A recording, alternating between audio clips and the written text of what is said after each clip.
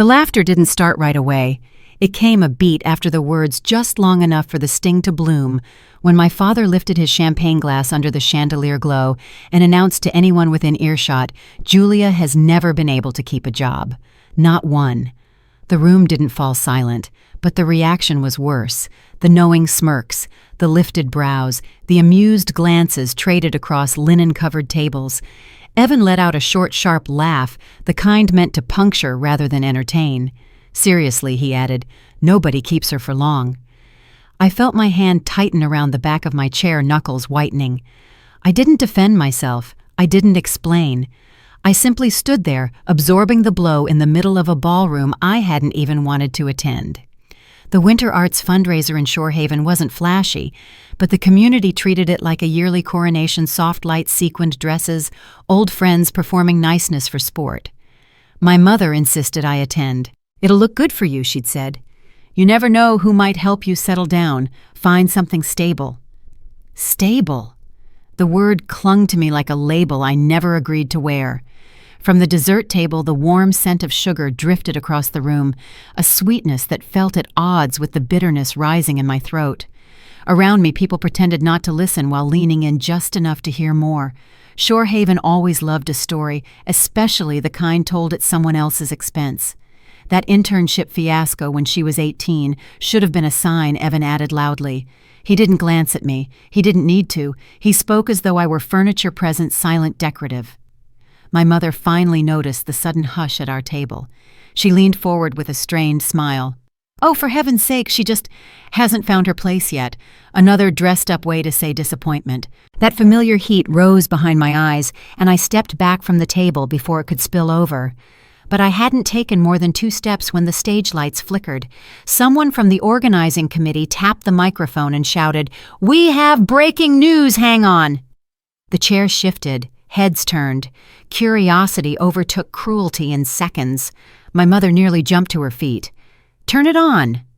"Hurry." The projector screen blinked to life. Time magazine. A collective gasp spread across the ballroom. "They're revealing the Women of the Year shortlist early," someone murmured.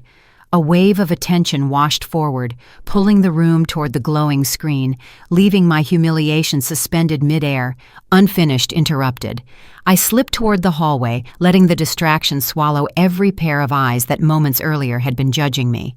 Out here, the corridor was cooler, quieter, lit by the softer glow of string lights from the courtyard. I braced a hand against the wall and exhaled slowly. I thought I'd grown numb to their comments by now. 32 years should have been enough time to build calluses. But some things didn't dull. Some cuts always found unhealed places. The ballroom door clicked open behind me. Jenna stepped out, coat draped over one arm. "Hey," she whispered. "That was rough. I'm fine." My voice sounded steady, too steady. "It didn't look fine," she murmured. "They shouldn't talk about you like that." We stood side by side for a moment, neither of us moving. Applause rose from inside the ballroom, loud, sustained. Someone must have been named, someone whose life wasn't being dissected over salad plates. "You don't have to go back in," Jenna said softly. "I will," I replied, even though I didn't know why yet. When she went back inside, silence settled again. I stayed where I was, the cool air easing the sting in my cheeks. Something inside me shifted, not into anger, not into sadness, but into a quiet refusal. A steady, unmistakable no against shrinking to fit their version of me. Then my phone buzzed. A message request. A name I'd never seen. Time. Editorial board inquiry regarding your submission. I stared at the notification, the bold letters pulsing against my screen like a heartbeat. I hadn't submitted anything. Not officially. Not yet. The ballroom erupted again. Cheers, applause, the rustle of excitement. And then my mother's voice rose above the noise, urgent and breathless. "Where is she?" I stepped back through the doorway before she could start searching the hallway. Inside, she found me instantly. Her smile was already forming, the practiced one, the one meant to smooth over whatever mess lay beneath. "There you are," she said, gripping my arm. "You missed the announcement. It was... Well, never mind, we'll talk about it later. Don't." My voice was quiet, but the word was solid. Her smile faltered.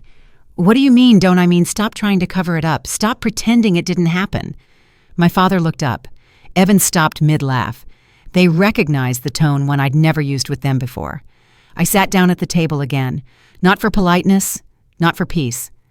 I sat because leaving would have felt like confirming their version of me. The room erupted into applause again, but I didn't join in. I simply watched the stage lights ripple across the tables, watched the faces turn toward the celebration, watched everything move forward around me. Something was changing. Not in them. In me. The morning arrived with a pale, washed-out light that slipped between my blinds as if it had been waiting for me to wake. I wasn't ready. My mind still lingered in the half-shadow of last night, my father's voice echoing across the ballroom, Evan's laughter carving its own wound, the way my mother pretended she could tidy humiliation with polite smiles.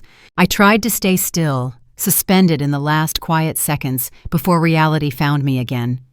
The phone on my nightstand shattered that silence, a string of vibrations.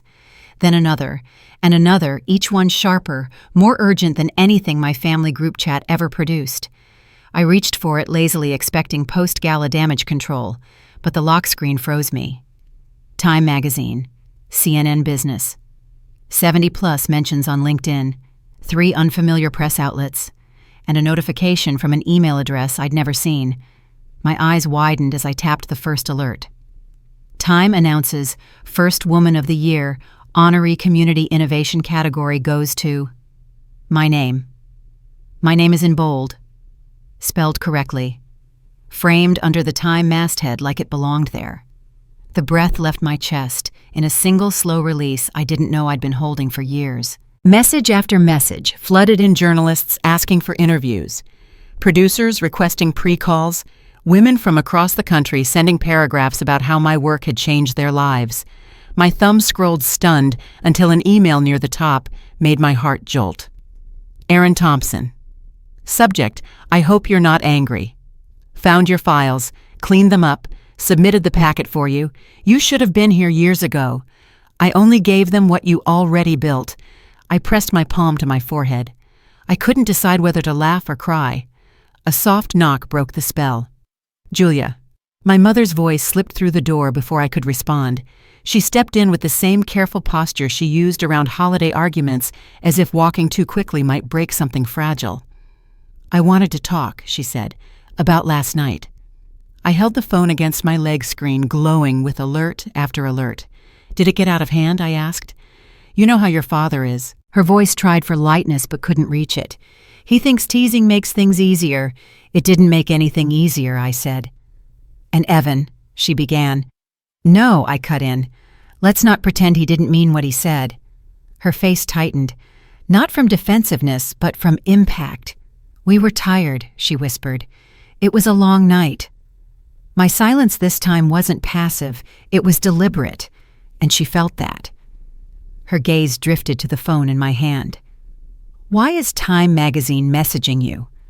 Before I could tuck it away, a preview banner lit up the screen. Are you available for a national segment tomorrow? She inhaled sharply. Julia, what is happening? I placed the phone in her palm. Her eyes skimmed the headline. Then I froze. Is this real? She whispered. It's real. When did you apply? I didn't, I said. Aaron sent it in. Her lips parted, stunned. Someone else believed in you that much. The question landed deeper than she knew. Yes, I said quietly. She lowered herself onto the edge of my bed, shoulders sinking. We support you, she said after a long pause. I didn't raise my voice, didn't harden it, just spoke the truth she'd spent years avoiding. You support the version of me that makes sense to you, not the one that exists outside your expectations. A faint crack crossed her expression. Regret or recognition? I wasn't sure. Your father will want to talk, she murmured. I'm sure he will, I said. But he'll need to wait. Her eyes lifted in surprise. Boundaries were new to her. To all of them. Another alert buzzed against my leg. Time. Editorial pre-interview in 1 hour. Please confirm. She stood slowly. I'll let you get ready. The door clicked shut behind her, leaving the room impossibly quiet. I turned toward the mirror across from my bed. The woman looking back wasn't the one they reduced to a dinner table joke, not the one who tiptoed around their disappointment, not the one who tried to justify dreams they never bothered to understand. There was something steadier in her posture now, something sharper behind her eyes. My phone vibrated again. I picked up. "This is Julia," I said, voice even sure. The producer introduced herself, already moving quickly through logistics, scheduling, lighting, travel. I followed along, letting the rhythm of her confidence replace the remnants of last night's shame. And while she talked, something in me finally, irrevocably, clicked into place. The story they'd told about me no longer had any power, because the world finally had started telling a different one I'd spent my entire life building, one they couldn't shrink, rewrite, or laugh away, not anymore. My hair was still damp when the first call came through, vibrating across the bathroom counter, hard enough to rattle my toothbrush. Dad's name glowed on the screen, familiar and unwelcome. I let it ring untouched. A second attempt followed, before the missed call banner even faded. Then a third, then one from Evan. Their urgency pooled like water pressing against a door. I ignored them all. The fourth call came disguised by an unfamiliar number. I answered, expecting a producer, not a reckoning. Julia Dad's voice rushed in, tight-winded, almost frantic. "Why haven't you picked up?" "We've been trying all morning." I rested my back against the counter. "I noticed. Your mother showed me the article." Time magazine. "What is going on? When did you apply?" "I didn't." "What do you mean you didn't?" "Someone submitted my work for me." The line went quiet, but not with pride, more like stunned recalculation. "Well, he tried. You should have told us sooner. This is big." "You didn't want updates," I said evenly. "I learned a long time ago not to bring my dreams to a table that only offered criticism. That's not fair," he said, voice tightening into the old familiar defense. "You called me unstable in a room full of people." "That was fair." He exhaled sharply. "Not out of guilt, out of discomfort. We need to sit down tonight. The whole family. Talk this out. I'm not available. You can make time." "No," I said. "Not today. I have a pre-interview with Time at 6. A beat. Then another. "Julia, are you saying you're actually doing this?" "I am." His silence wasn't awe. It was disbelief, like I'd stepped out of the role he'd assigned me. "Evan's office is getting calls from reporters," Dad finally muttered. "This blindsided us." I closed my eyes. "Of course it did. I'll talk to you when I decide to," I said quietly. Before he could object, I ended the call. Not 30 seconds passed before texts erupted in rapid succession. "Evan, is this real? You should have warned us. Reporters are asking questions. This makes us look unprepared. Us. Prepared. As if my success needed to be coordinated around their comfort." A knock sounded soft, hesitant, unmistakably my mother's. I opened the door to find her holding a coffee from the cafe she always claimed was too bitter to enjoy. "I thought you might need this," she said. Her voice didn't have its usual firmness. She seemed smaller, unsure of where to stand in this new version of my morning. I read everything, she continued. The articles, the comments, the list. Her eyes lifted slowly. "I didn't understand how much you'd built. You never asked." The words were quiet, but they landed with precision. She lowered herself into the chair by my window, smoothing her vest with trembling fingers. "We misjudged things," she said. "Your father, your brother, me." A pause. "We thought you were drifting. We didn't see the pattern." "You weren't looking," I replied. "It wasn't an accusation. It was a fact." Her phone buzzed in her pocket. She glanced at the notification and let out a breath that was half laugh, half disbelief. "The mayor wants to recognize you at next month's luncheon.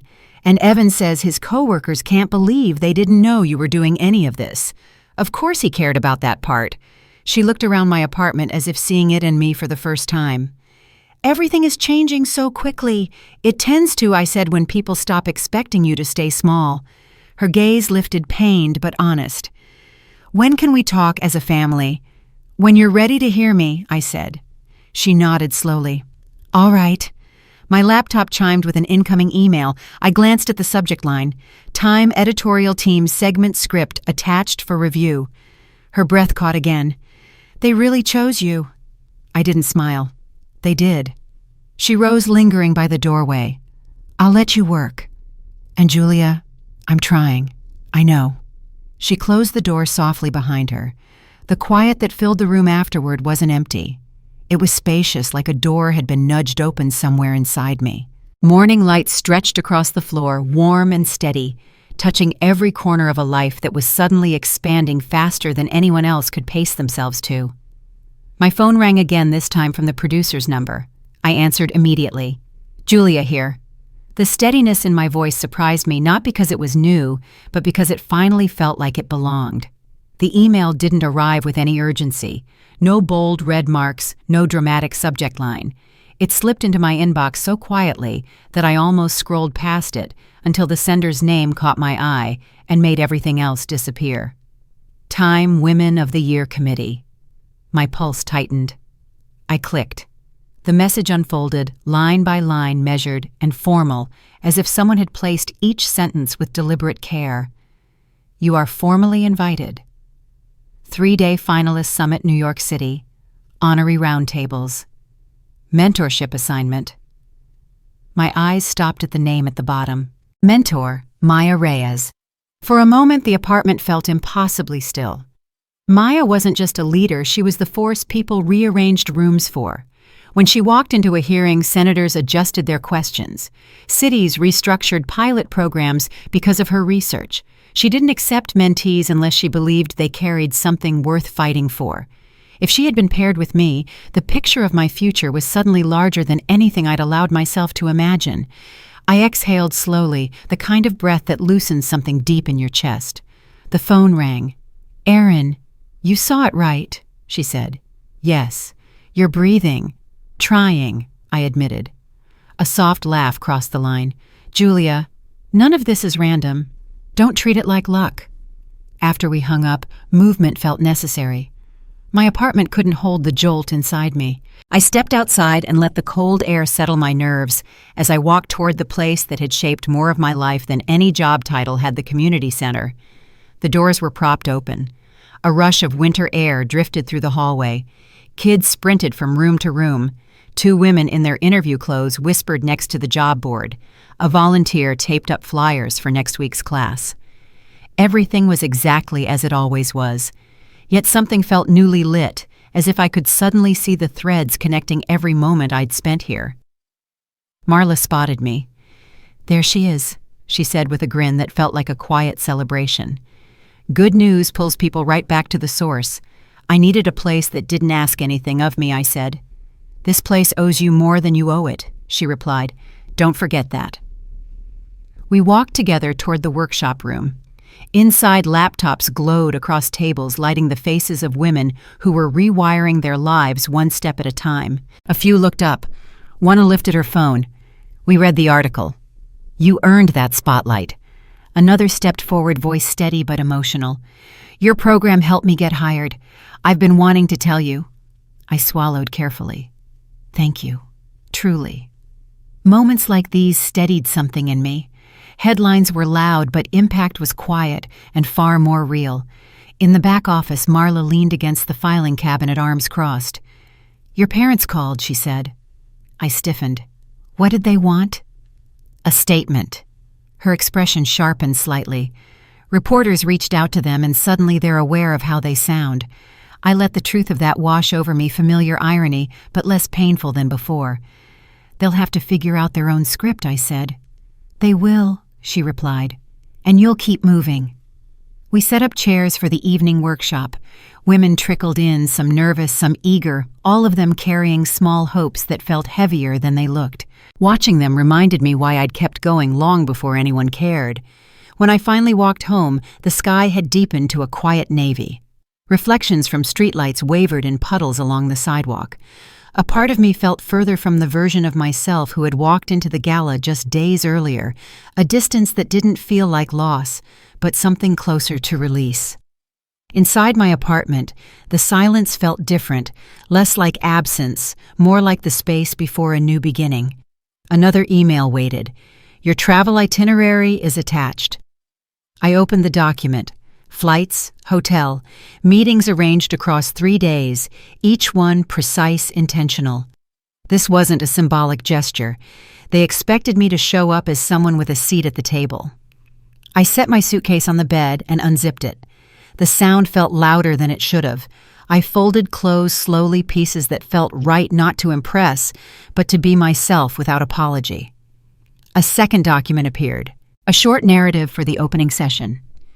Tell us the moment that shifted your work, the obstacle that forced a change, and the understanding you carried long before anyone else recognized its worth. I sat on the edge of the bed, letting the prompt settle. My family had always described me through the smallest lens possible: unstable, inconsistent, someone who jumped around because she couldn't commit. They never paused long enough to understand the pattern they kept misreading. They didn't see the choices that built on each other, the foundation forming quietly beneath every transition. And now, for the first time, the world I'd been working toward had turned its head and said, "We saw what you made. Come stand here with us." I zipped the suitcase, my hand resting on the handle, as a steady sense of direction settled inside me. New York wasn't a reinvention. I wasn't correcting anything. Nothing about this moment was borrowed or fragile. It felt more like stepping onto a path that had been unfolding in front of me for years, one deliberate step after another, until finally the shape was clear. For once, I wasn't preparing to fit into someone else's version of success. I was walking toward a future that matched the woman I had become, quietly, steadily, and entirely on my own terms. New York greeted me with a bite of cold air as I stepped out of the cab in front of the hotel. Traffic pulsed along the avenue, horns echoing off the tall buildings like a restless heartbeat. I checked in quickly, rode the elevator to the 12th floor, and let myself into the room, simple, clean, quiet. For a moment I stood there, taking in the stillness, letting the whirlwind of the last 24 hours settle just long enough for me to breathe. The view from the window showed the city stretching wide in every direction. I watched the movement below, people weaving between crosswalks, couriers rushing past the curb, tourists lifting their phones toward the skyline, each one moving with a certainty I envied. I closed the curtains softly, not wanting to lose myself in observation when I needed to prepare. I set my suitcase aside and opened my laptop on the desk. Emails poured in faster than I could process them. Media requests, congratulations, invitations from organizations I'd only ever admired from afar. It was easy to feel overwhelmed by the volume, but I filtered through with clear intention. Tonight wasn't for responding. Tonight was for preparation. A message from the summit coordinator caught my eye. Your opening statement should be under 3 minutes. Focus on origin, impact, and intention. 3 minutes. Summarizing years of work and even longer years of doubt into such a narrow window felt impossible, but I began with a blank document and forced myself not to overthink. At first, the words came out stiff, hollow, like I was writing for someone else's voice. I deleted everything and started again. Maya's advice echoed in my mind. Don't memorize. Anchor. That shifted something. I stopped trying to impress and started trying to tell the truth. I wrote, "My work began because women weren't being heard. I built a framework so no one had to prove their worth from scratch every time life changed direction. Better, still not complete." I kept shaping the lines, trimming excess, adding clarity. Once the skeleton felt right, I muttered the words aloud, adjusting the cadence until the sentences carried the same weight on the tongue as they did on the screen. My throat tightened as I reached the final line. Reinvention does not collapse. It's construction. That stayed. I saved the draft and stood in front of the mirror. Speaking in my apartment with no one listening was one thing. Speaking here with the city outside and history inside these walls felt different. I held the printed statement in one hand, then set it down entirely. Talking to my reflection felt awkward for the first few seconds, but the discomfort faded quickly. I straightened my posture, reset my shoulders, and practiced until the words sounded like lived experience rather than a performance. A knock interrupted the rhythm. Room service delivering the tea I'd ordered without realizing how much I needed the warmth. As soon as the door closed, my phone rang. Maya's name lit up the screen. "You settled in?" she asked, trying to. "Good. Do one thing for me tonight." What is it? Watch the interview again. Not to critique yourself. Watch it to understand who everyone else is seeing. I hesitated. I don't know if I can do that without feeling self-conscious. You're not a novice anymore, she said. Get comfortable with being visible. After we hung up, I pulled up the interview and watched it start to finish. There was something strange about seeing myself speak with conviction I'd never allowed myself to acknowledge before. I paused midway, studying my own expression, steady, grounded, ready. I had underestimated that woman for too long. When it ended, I closed the laptop and took out the folder I'd prepared months ago, the one titled, Someday. Notes filled the pockets, sketches of program expansions, community partnerships, metrics from early trials, testimonies from participants. I spread everything across the desk, arranging the pages into clusters. Patterns emerged, results I hadn't highlighted, gaps I could address, stories worth sharing tomorrow if asked. For the next hour, I refined the talking points I hoped to bring into the breakout rooms. Concrete examples replaced vague ideas. Numbers accompanied narratives. The preparation steadied me far more than the view ever could. Eventually, I pulled out a small notebook and scribbled a list titled, What I Need When the Day Begins. Clarity, not perfection. Truth, not performance. Presence, not apology. I slipped the notebook into my bag. A restless energy still lingered, so I bundled up and stepped outside. The air had cooled further, brushing against my cheeks as I made my way down the block. Food carts steamed on corners, workers hurried into delis, a street musician coaxed a slow, aching tune from a saxophone. The city wasn't waiting for anyone yet, it felt like it had space for me. I stopped in front of a bookstore with its lights still on. Inside, a display showcased biographies of women who had shifted industries, communities, and movements. Their faces lined the shelves like sentinels. It struck me that every one of them had once stood at the beginning of something unfamiliar, uncertain, and immense. A clerk asked if I needed help. Just looking, I said. It wasn't books I needed. It was the reminder that stepping into a wider life was not arrogance. It was a lineage. Back at the hotel, I placed my notes, statement, and folder in a neat stack. No more revisions tonight. No rehearsing until exhaustion. Just enough preparation to walk into tomorrow with intention. I turned off the overhead lights and sat for a moment in the dim glow of the city seeping through the curtains. The quiet didn't feel heavy. It felt balanced like the pause before a door opens. Tomorrow nothing would be the same. Unlike the times I'd feared change, this time I felt ready to meet it. The door to Media Hall opened with a hush of air, the kind that follows a room built for important conversations. Light spilled across polished floors, reflecting off banners emblazoned with the Time logo. A soft hum filled the space. Journalists, honorees, photographers, organizers, everyone moving with purpose. For a heartbeat, I hovered near the entrance, the weight of the moment pressing warm and steady against my ribs. Then someone called my name. Julia.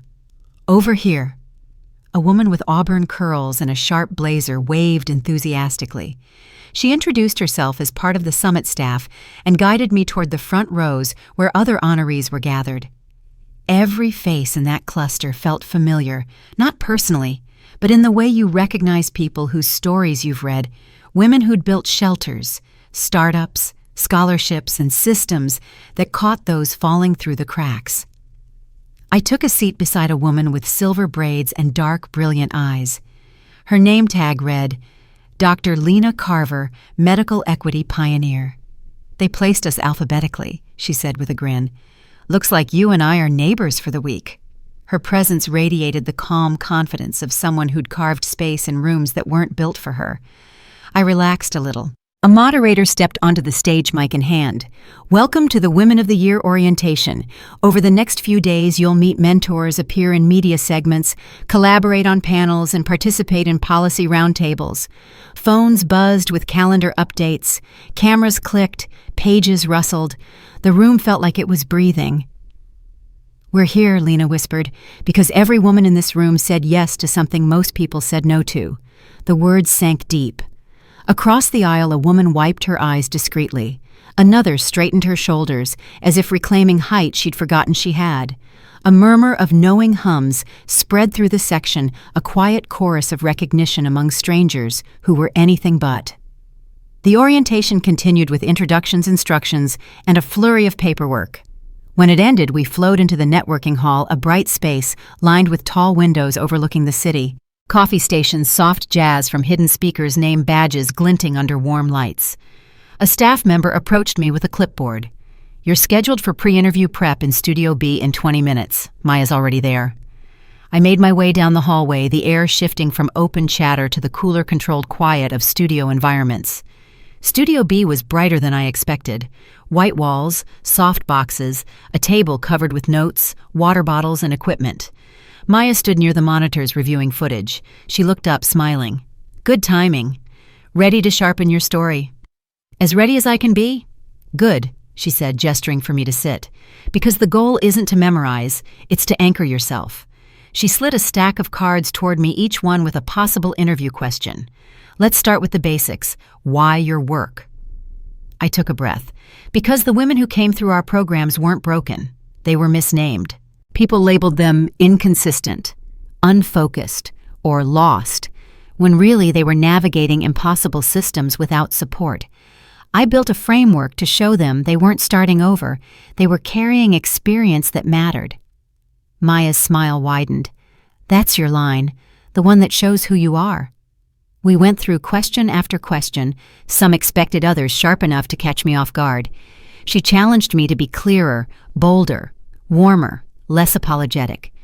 Every answer felt like excavating a deeper truth I'd buried under years of self-doubt. "You're doing well," she said after the final round. "Now let's work on presence." "Presence?" I raised a brow. "People don't just hear your story, they feel it. Step into your authority. You earned it." Her words weren't loud, but they filled the room. A producer poked his head in. "We're ready for the walkthrough whenever you are." "Let's go," Maya said, nodding toward the door. We moved through a corridor toward a smaller studio where a mock interview setup had been staged. Chairs angled toward each other, soft lighting, a digital backdrop of the Time logo. I sat. The camera crew adjusted angles, a tech checked audio levels. Maya leaned in just before we began. "One thing, Julia, don't shrink when they praise you." I exhaled slowly. Noted. The practice interviewer took her seat. She introduced herself, waited for the cue, and began. "Julia, you've been recognized for transforming career mobility programs for women nationwide. What sparked your vision?" I answered steadily. The words flowed easier than I expected. She followed with deeper questions, moments of failure, points of insight, stories that once embarrassed me but now felt like stepping stones. "You seem grounded," she said during a break to adjust lighting. "Nervous at all?" "Very," I admitted, "but it feels like the kind worth having." The session ended with applause from the small crew. Maya handed me a bottle of water, her eyes shining with approval.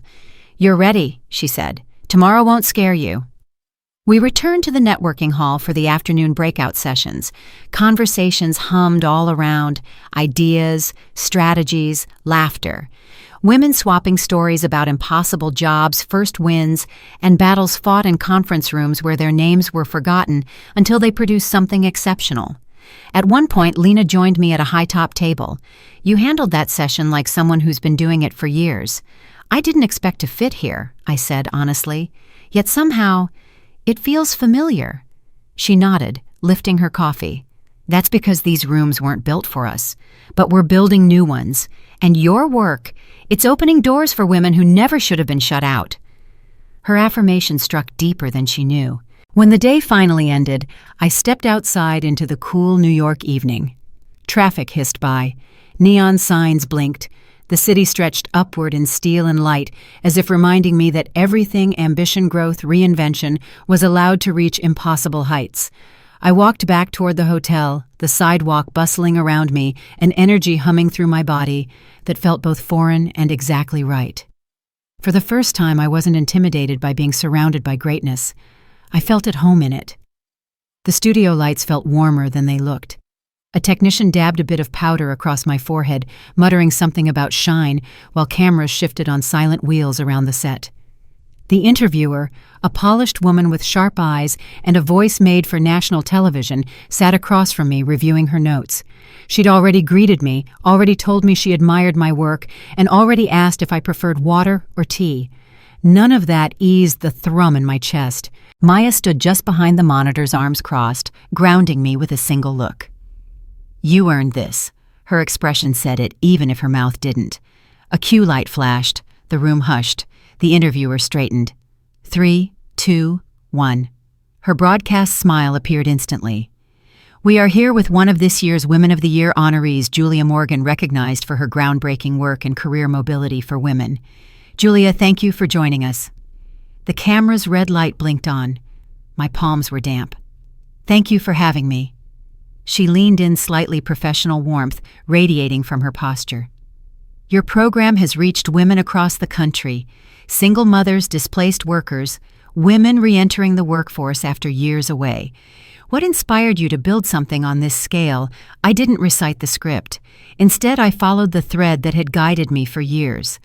"I kept meeting women who weren't lost," I said. "They were mislabeled. People saw inconsistency where I saw resilience. They'd been through layoffs, caregiving duties, toxic workplaces, and still kept trying to start again without support. I wanted to create something that helped them understand their experiences weren't failures, they were evidence of strength." The interviewer's expression softened. "That's powerful." "And personal." "It is," I admitted. I knew what it felt like to be underestimated. I didn't want other women to carry that alone. Camera 2 glided in for a close-up. I kept my shoulders even, my breath steady. "You're very open about your journey," she continued, "about the criticism you faced, the roadblocks, even the doubt from people close to you. What pushed you to keep going?" A version of that answer lived deep in me, built from years of swallowing comments that carved invisible bruises. "I kept going," I said quietly, "because every time someone dismissed my path, another woman walked through our doors asking for help." Their stories mattered more than the opinions that tried to shrink me. Behind the cameras, Maya nodded. The interviewer shifted her notes. "Let's talk about impact. Tens of thousands of women have used your framework. We spoke to some of them." I blinked. "You did?" "Yes," she said, smiling. "And the consistent message was that your program didn't simply give them a plan. It gave them permission to believe in themselves again." The warmth that filled my chest startled me. A producer stepped forward with a cue card wrap soon. "One last question," the interviewer said. "What do you hope comes next?" The future felt bigger than language, but I tried anyway. "I hope more women stop apologizing for wanting something better," I said. "I hope they see that reinvention isn't instability, it's courage." The interviewer's smile turned genuine. "Thank you, Julia." The red light blinked off. The room exhaled. Crew members relaxed. The tension that had held me upright dissolved into a rush of relief so strong I nearly laughed. "You did it," Maya said as she reached me. "And you did it well." Was it okay? My voice slipped out small, betraying a flicker of doubt. "It was more than okay," she said. "You spoke from the place that built your work. That's what people follow." The producer approached next. "Fantastic interview. Expect a lot of attention once this airs. Press requests, speaking offers, maybe more partnerships. More." My pulse kicked up again. "Be ready," he added. "Your segment is one of the strongest we've filmed this year." The words struck with a force I hadn't prepared for. For so long, success had been something I imagined in private, not something handed to me by people whose jobs were to evaluate impact on a national stage. As the crew packed equipment, I stepped to the side to breathe. The studio felt different now, less intimidating, more like a place I belonged. Sunlight filtered through a high window, catching dust in quiet motion. My phone buzzed. A message from Aunt Melanie saw the teaser online. "You looked incredible. I'm so proud of you, sweetheart." Another from a woman I'd never met. "Your work helped me find a job after 5 years of unemployment. Watching you today made me cry." "Thank you." Then, one from an unknown number, "Is this Julia who built the Restart framework? We'd like to discuss a potential partnership for national rollout." My knees felt weak. Maya walked over, reading my expression instantly. "Good news, I think so."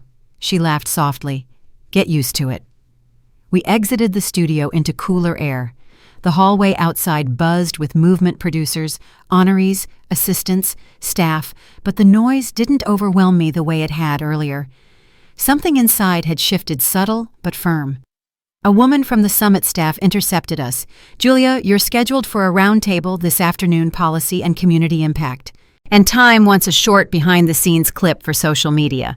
I nodded, absorbing it all. "And one more thing," she added. "We're getting requests from viewers already. The preview was posted only 10 minutes ago." 10 minutes. My story hadn't even aired yet, people were responding. She moved on, and I stood in the hallway for a moment, letting the momentum wash over me. I wasn't floating, my feet were firmly planted, but the air around me felt different, charged, as if every path I'd once thought impossible was suddenly unfolding. Outside the building, New York hummed with mid-morning energy. Cars honked, street vendors served customers. People rushed past with a kind of determination that made the entire city feel alive. I realized I was moving at the same pace now, not to catch up, but because I was finally aligned with where I was meant to be. Before heading to the next session, I turned to Maya. "Thank you," I said, "for everything." She gave me a thoughtful look. "Julia, don't thank me for seeing what was already there." And as we walked back inside, I felt something I'd waited years to feel, seen, steady and unapologetically ready for whatever came next. My phone rang just as I stepped out of the afternoon panel, the screen lighting up with a name I had no desire to see. My father. I considered letting it go to voicemail, but something in me, less fear, more clarity, told me to pick up. I moved into a quiet corner of the lobby and answered. "Julia," he said, rushing the word, as if trying to catch it before it could run from him. "We just watched your interview." The background sounds muffled voices. The clink of dishes told me my family was gathered somewhere together. Maybe the living room, maybe the dining area. Wherever it was, the atmosphere sounded charged. "Okay," I said, keeping my tone even. "It was impressive," he admitted. The hesitation in his voice was unmistakable. "Your mother cried." That startled me more than he probably realized. My mother didn't cry. She managed. She organized. She smoothed things over.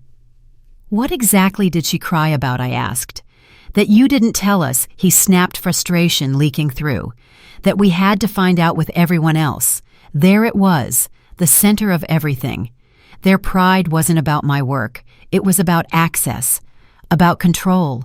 "You weren't listening," I said simply. "You never asked about my work unless it was to criticize it."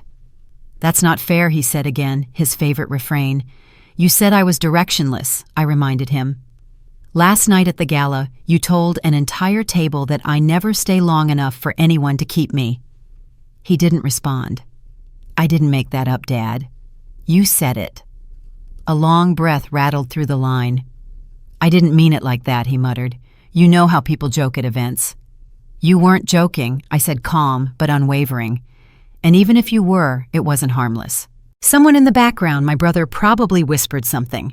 My father snapped at him to be quiet. "We're trying to have a conversation here," he said defensively. I repeated. He faltered. "Your brother has questions too." Of course he did. I heard a rustling. Then Evan's voice cut in. "Why didn't you tell us this was happening? We could have helped." "How did you help?" I asked. "By telling me to pick a more stable path again." "That was years ago," he protested. "It was last month," I corrected. "You told me no serious employer would take someone with my resume." Silence. Not the uncomfortable kind, the exposed kind. "Julia," my father said, finally, "this is not how family handles things." "Maybe not in your version of family," I said quietly. "But I stopped playing my assigned role the moment you turned my career into a punchline." Another silence. Then the tone shifted, subtle but unmistakable. He softened. "Look," he said, "we didn't know what you were building. We didn't understand it. And now the whole country is talking about you." "That's not my fault," I said. "I didn't say it was." he replied. But it's a lot to take in. There it was, truth creeping in through the cracks. They weren't angry at me. They were rattled by a world that no longer matched their image of me.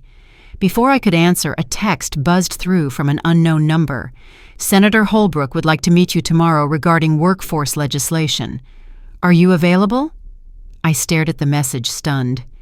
Julia, my father said, are you still there? I am, I said, but I need to be honest with you. I stepped farther into the corner, away from the crowd. My work was never the problem, I said. The problem was the way you talked about it, like it was a burden, an embarrassment, or something I should outgrow. You made me feel like every step I took was the wrong one. My father's breath hitched, a small crack in his carefully controlled tone. I didn't know he whispered. I know, I said. But I need you to want to know. The words landed heavily, even for me. In the background, my mother's voice broke through faintly. Tell her we're proud of her. I closed my eyes against an unexpected sting of emotion. Your mother says my father began. I heard her, I said gently. My phone buzzed again. Time coordination. Your behind-the-scenes clip is trending on social platforms. Another message, partnership inquiry. Your framework aligns with our national initiative. We'd like to discuss licensing. The world was moving fast, fast enough to leave behind the version of me my family still held. Dad, I said, I'm not angry. I'm just done shrinking in front of you. I don't want you to shrink, he said quickly. I just didn't expect any of this. I didn't expect you to understand it, I replied. My father sighed, a long, tired sound. Will you come home after the summit? We want to celebrate. Celebration.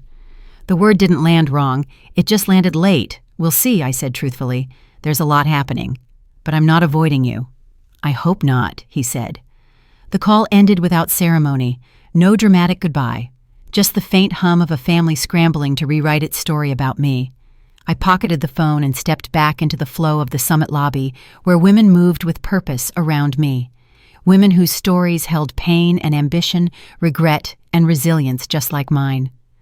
Only now I finally felt like someone who belonged among them. A staff member approached with a clipboard. Julia, your roundtable is about to start.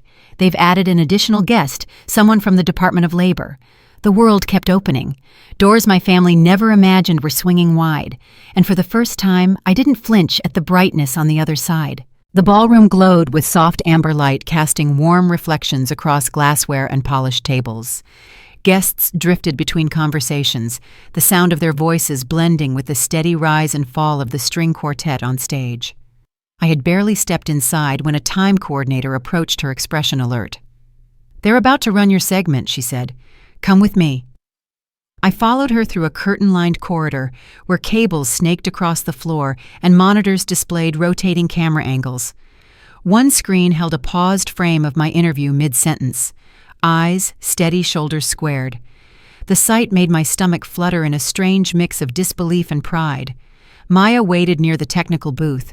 She didn't speak right away. She simply gave me a look that told me she was both assessing and reassuring me at the same time. You're ready, she said. The first honoree's video began. Applause carried through the wall. Then the second honoree. My pulse quickened.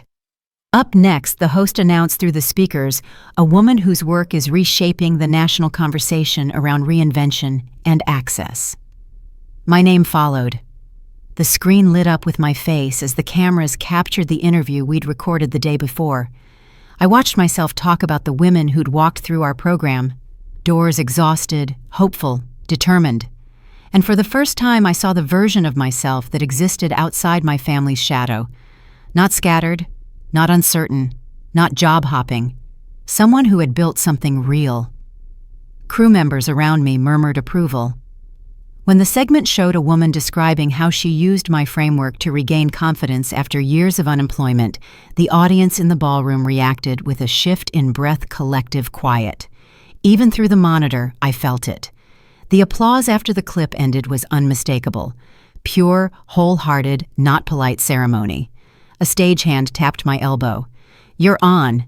The curtains parted, and I stepped into a wave of light so warm it felt like stepping into the sun. The host welcomed me with genuine warmth, not scripted admiration. As I moved toward the podium, the room's attention settled without tension, focused but not harsh. "You've given women a way to reclaim their narratives," she said. "What do you hope they take from your work?" I steadied my breath. "I want them to understand that beginning again isn't a sign of failure. It's a sign they're still willing to move towards something better." A soft murmur of agreement lifted from the crowd, and I added their worth isn't defined by the labels they were given on their hardest days. The response felt like a wave, subtle but powerful. Once the formal portion ended, the room shifted back into conversation. People filtered toward me almost immediately: executives, community leaders, business owners, each with questions, ideas, invitations. It felt surreal yet strangely natural, as if this energy had been waiting for me to arrive. I reached for a flute of sparkling water at one of the tall tables when my phone began buzzing. One notification, then another, then 5 more. "Mom, everyone's watching. The neighbors are talking about your segment. Dad, your name came up at the club tonight. People asked if we were related. Evan." I had coworkers sending me the video. "This is wild." Their messages kept rolling in half awe, half panic. Another alert popped up. "Time Digital. Your segment is trending. Fast." A second one followed. "Partnership inquiry. We're interested in integrating your framework into our regional workforce initiative." My breath caught for a moment, not from shock, but from the sudden awareness of scale.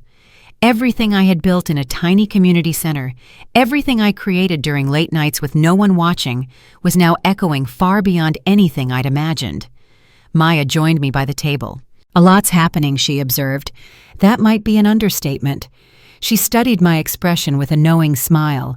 "Feels different when people finally understand what you've been doing all along." She wasn't wrong. As the evening progressed, I heard pieces of conversations drifting through the room, women describing the moment they first realized they deserved better mentors, sharing stories of climbing out of impossible circumstances, leaders discussing pathways for change. Every voice blended into the sense that something larger than the event itself was unfolding. Lights dimmed slightly as the quartet shifted to a slower melody. The atmosphere felt softer now, less formal, more human.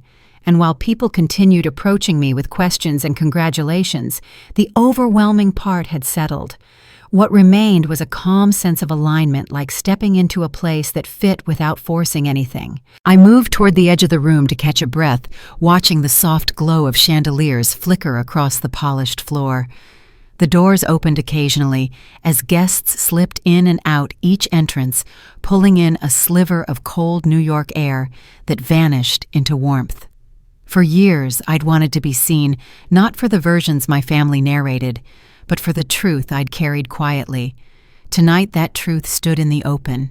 Not fragile, not defensive, fully formed. A message appeared on my phone, one line simple and direct: "You've become the story." I looked around the room, taking in the applause, the conversations, the recognition that didn't require explanation or apology. For the first time, it didn't feel overwhelming. It felt right.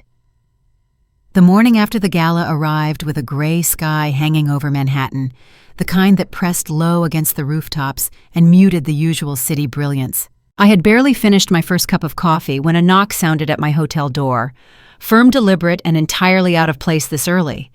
When I opened it, my parents and brother stood in the hallway, all 3 of them. My mother clutched her purse like a lifeline. My father's jaw was tight, his eyes scanning me as if searching for permission to speak. Evan looked somewhere between shocked and defensive, which wasn't new, but the urgency in his posture was. "We flew in this morning," my father said, "the earliest flight we could get." The mix of surprise and irritation pooling in my chest didn't rise to my face. I stepped aside and let them in because the hallway wasn't the place for whatever this was becoming. They entered awkwardly, glancing around the room as if expecting answers in the furniture. My mother was the first to talk. "Last night was something we weren't prepared for." Prepared, a strange choice of word. as if my life was an announcement they needed advance notice for. "We saw your segment," she continued. "People were talking about you, asking us questions, congratulating us. Everyone was so proud." I folded my arms. "They congratulated you." A flush crept across her cheeks. "Well, yes. It's a big moment for the family." My father stepped forward, clearing his throat. "We want to understand what you're doing, Julia. Clearly this has grown into something serious. We didn't know the scope." "You never asked," I said. Not cruelly, just truthfully. "That's not fair," Evan started. "It's accurate," I cut in. "Every time I talked about my work, you brushed it off or joked about how many jobs I'd had." My father stiffened. "People joke. It doesn't mean anything. It meant something to me." Silence stretched between us. The city hummed outside the window, car horns, footsteps, fragments of voices drifting upward, while the four of us stood in a space too small for the history we carried. My mother perched on the edge of the chair near the window. "We made mistakes," she said quietly. "But seeing that room applaud for you, hearing women talk about how you helped them, we saw you differently." "Differently," I echoed. "Or accurately, finally." Her eyes flicked up at me with something like remorse. Maybe both. Evan sank into the second chair, breathing out heavily. "Look, I didn't realize you were doing all this. The program, the national partnerships, the recognition. It's just a lot to take in at once. You didn't realize because you didn't want to realize," I said. "Paying attention would have meant admitting your assumptions were wrong." He winced and for once didn't fire back. My father paced near the bed. "We didn't come here to fight," he said. "We came because we were wrong. And we want to say that to your face." Those words landed heavy, not because I believed them immediately, but because I'd never heard anything like them from him before. "I'm listening," I said. He stopped pacing and looked at me directly. "I shouldn't have said what I did at the gala, not in front of all those people, not ever." I thought I was being funny. I wasn't, and your brother's comments weren't okay either. Evan ran a hand down his face.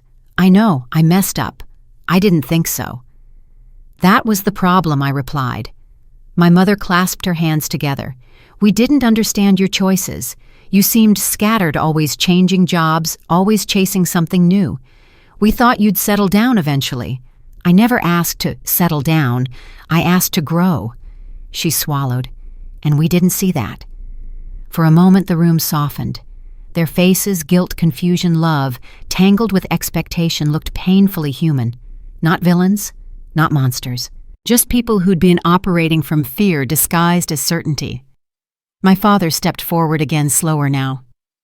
"I'm proud of you," he said, the words stiff but sincere. "Truly." My throat tightened unexpectedly.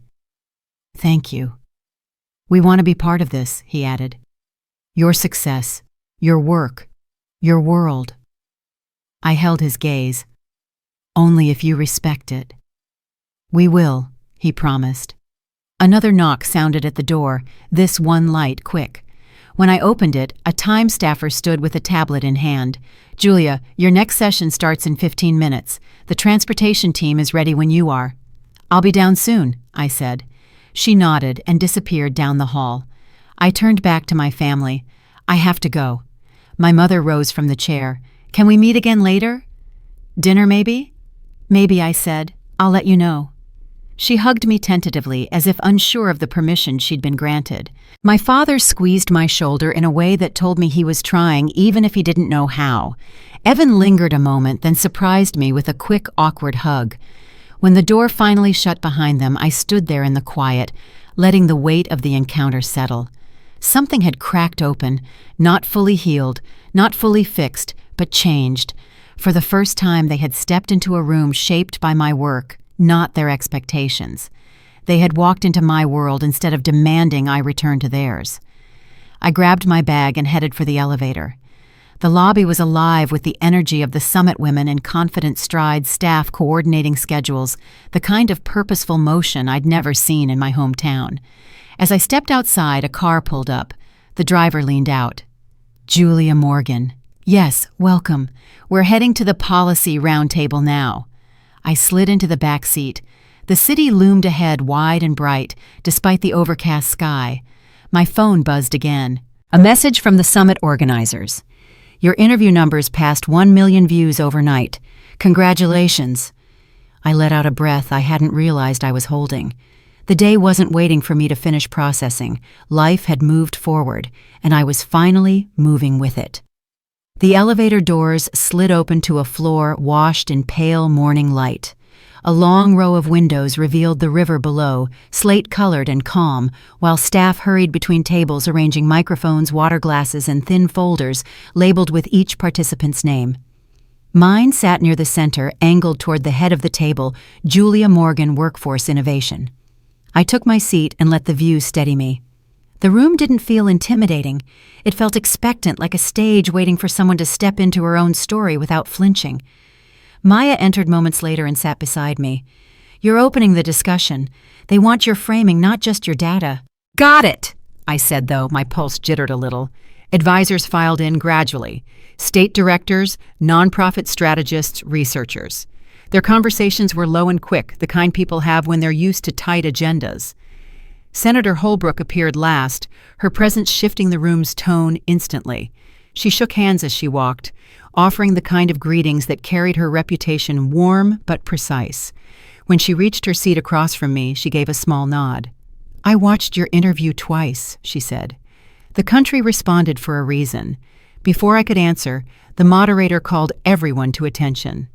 "Thank you for joining us. To start, we've asked Julia Morgan to speak on the structural issues affecting women re-entering the workforce."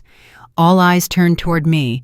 I placed my hands on the table not to anchor myself, but to claim the space, and began. "Most women don't lack ability," I said. "They lack recognition. And we've built entire systems around the belief that experience only counts if it's salaried." A few brows lifted, but in curiosity, not skepticism. I continued. "Let me give you a story. It matters more than any chart I could bring." The room quieted. 2 years ago, a woman named Denise came into our community center. She'd spent nearly a decade caring for her father through a long illness. When he passed, she tried to return to work, but every interview ended in the same rejection. She told me, "I've been doing everything for 10 years, but none of it counts." I paused, watching their faces. She had coordinated medical schedules, managed insurance appeals, tracked medications, communicated with specialists, and handled crises daily. Yet every employer saw the same thing on her resume, a gap. A policy analyst leaned forward, slightly, elbows resting on the table. When we translated her experience into competencies, I said she qualified for roles in logistics, patient advocacy, and operations. 3 months later, she landed a full-time job coordinating care for an entire facility. Her supervisor told me she was the best hire they'd made in years. A hush spread over the table, not silence, but something more thoughtful. "That's what the Restart framework does," I said. "It doesn't fabricate skills, it reveals them." The senator spoke next, folding her hands. "Stories like Denise's aren't isolated. We've heard versions of them for years, but rarely with a structure to support solutions. How would your framework scale to statewide implementation?" "Through partnerships," I replied. "Community organizations already have the trust. States have the resources. If we build a bridge between them, we can train local leaders to run the framework with consistency." She considered this. "And how do we measure results? Legislators won't move without clear metrics. Placement rates, retention, self-reported confidence skills, mapping accuracy. And one more thing, employer feedback. We've collected endorsements from companies who hired participants after reframing their experience. Those voices carry weight." The room shifted again. Not dramatically, just a quiet leaning forward.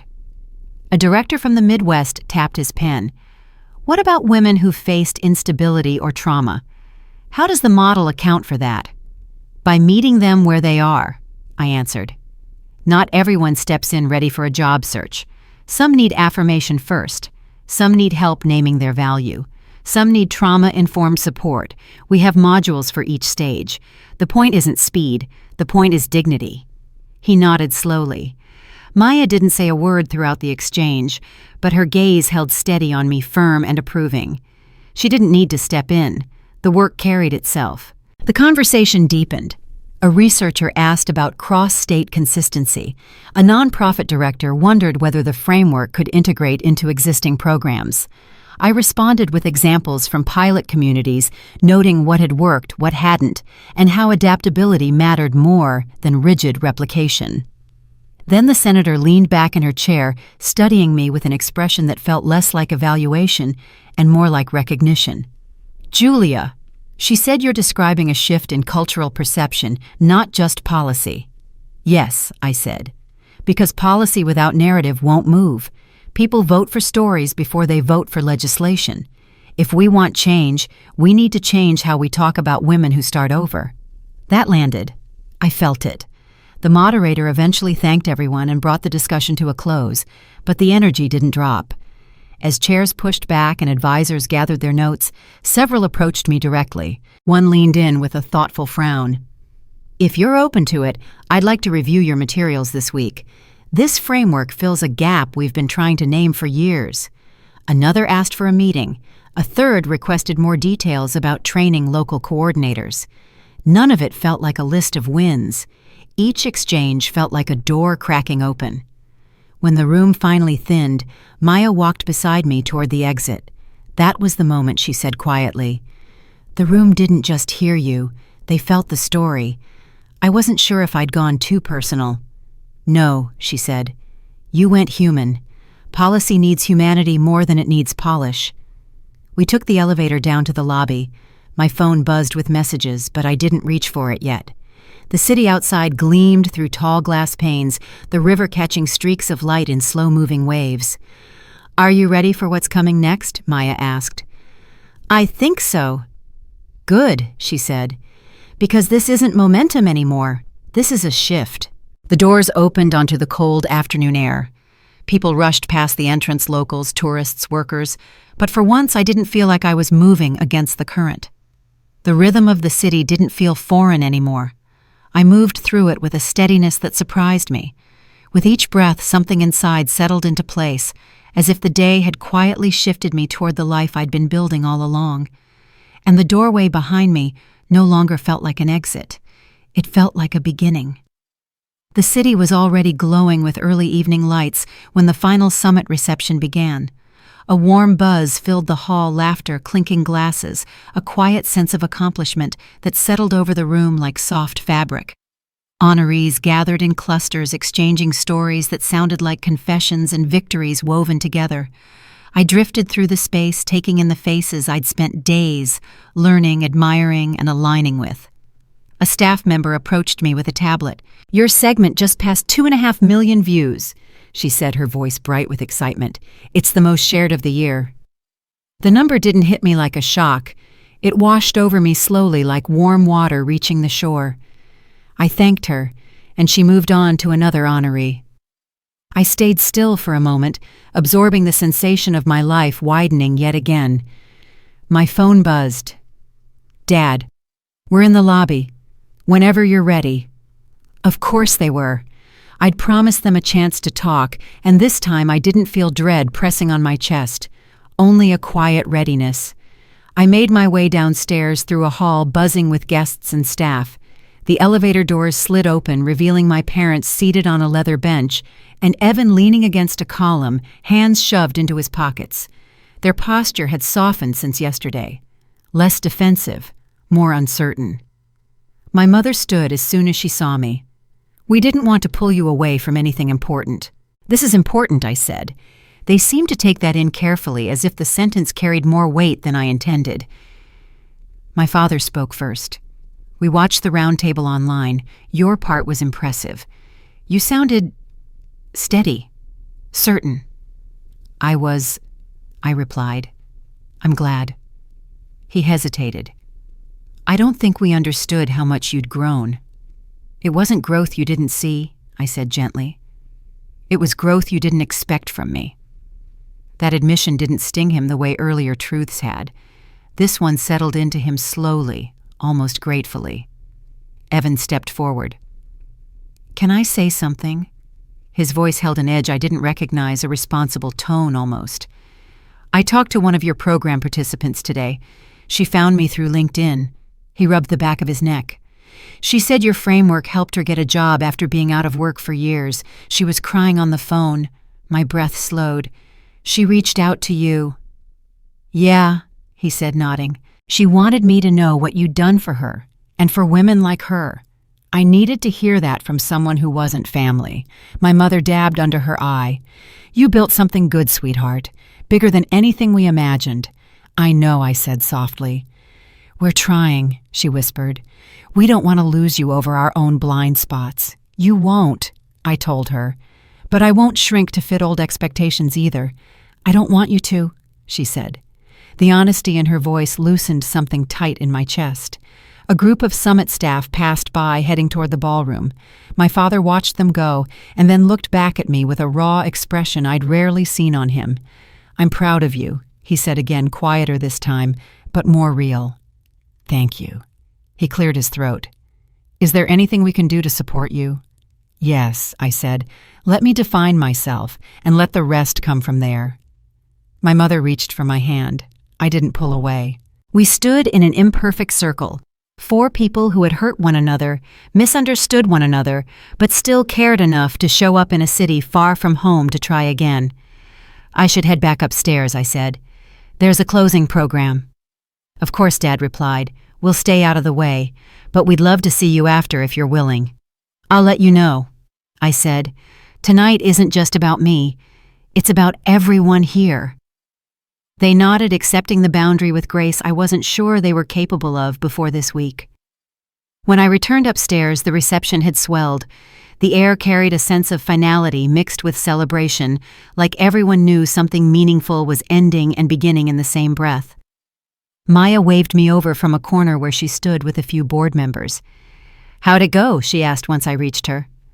We're getting somewhere, I said. Not perfect. But honestly, that's better than perfect, she replied. A cluster of honorees raised their glasses as the program director stepped up to the small stage near the center of the room. Conversations quieted. The music softened. A spotlight landed on the director, her smile warm and proud. Tonight, she said, we celebrate every woman who refused to step aside when doors closed. Every woman who built her own path. Every woman who stood up even when the world tried to talk over her. And every woman who's rewriting what leadership looks like. The room erupted with applause. Someone tapped my elbow, Lena. That last line was for you, she whispered. Maybe for all of us, I murmured back. The director continued. Before we close, we want to acknowledge one of our honorees, whose segment sparked a national conversation about reinvention and dignity at work. Julia, thank you for reminding the country that starting again is an act of courage. Applause swept through the room again. Warm, genuine. I felt the recognition, but it didn't inflate me. It settled like something I'd finally grown strong enough to carry. After the applause died down, the music rose again. People returned to their conversations, but more than a few made their way to me, sharing their own stories, asking questions, thanking me for my work. I listened, I learned, I connected. It felt nothing like the nights I used to dread at family gatherings. This room held no judgment, only possibilities. As I stepped away from the crowd to catch my breath, the city's lights sparkled beyond the glass. For a moment, I let the view blur and sharpen again, letting the weight of everything settle fully. A staff member approached.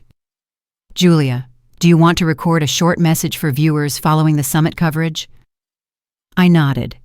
Sure.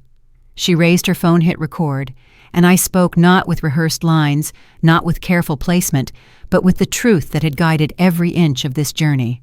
If you're watching this and you've ever felt behind or uncertain or mislabeled, don't let that be the end of your story. You're allowed to take the long route. You're allowed to change direction. Reinvention is not weakness, it's momentum. The staffer lowered her phone, eyes bright. That was perfect, she said. But it wasn't rehearsed. It wasn't polished. It was just me. As the night wore on and the crowd thinned, I finally stepped outside, letting the cool air wash over me. The streets shimmered with passing headlights. A siren wailed faintly, carried by the wind. I looked upward, letting the city's energy root itself in me. A long journey had brought me here. Every overlooked idea, every dismissed attempt. Every year my family misunderstood who I was becoming. None of it had been wasted. The air felt steady around me, almost warm despite the cold. And then, like a quiet thread pulling through the night, a memory surfaced the ballroom months ago. My father's voice carrying across white tablecloths as he told a crowd I couldn't hold on to a job, and my brother laughing as if my life were a punchline. Back then, their words felt final. Tonight, they felt small. Those short chapters in my resume weren't unstable. They were the trail markers that led me exactly here, with work that mattered, a room that recognized it, and a future built from choices that were mine alone. The men who once believed no workplace would keep me had never imagined I'd build something that didn't need anyone's permission to exist. And the woman standing here now, she wasn't looking to be kept. She'd created her own place to belong and stepped into it without apology. The city hummed around me, a glowing map of every direction I could go next. And for the first time, the ending wasn't something happening to me. It was something I chose.